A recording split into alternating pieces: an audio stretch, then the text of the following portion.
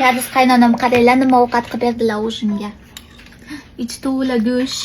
Vachach. Menga va sovuqga ovqat qilib berdilar. Sen o'zingning ovqatingni o'zing ye, men sovuq ovqatini men beraman dedilar.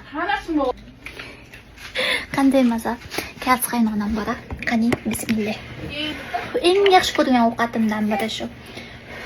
Koreyaga birinchi kelganimda studentlik davrimda rosa ko'p yeganman. Bu ovqatni shu idishda gazga qo'yib pishiriladi va shu idishda yeyiladi.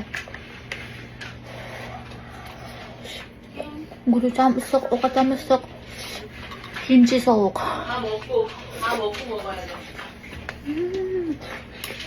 O'zlari dietada, shuning uchun faqat tofu yeydilar xolos. Ichida funchuzasi ham bor.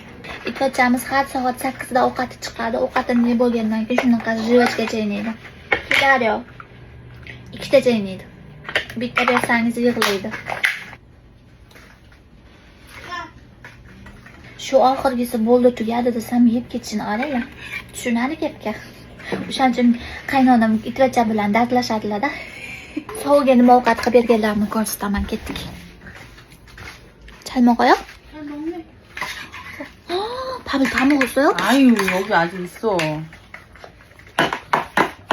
Dengiz o'tlaridan sho'rva, qo'ziqorinli salat va to'fuli salat. Wow, 이렇게 많이 먹어요? 잘 먹어. 우와. 얼마나 잘 먹는데.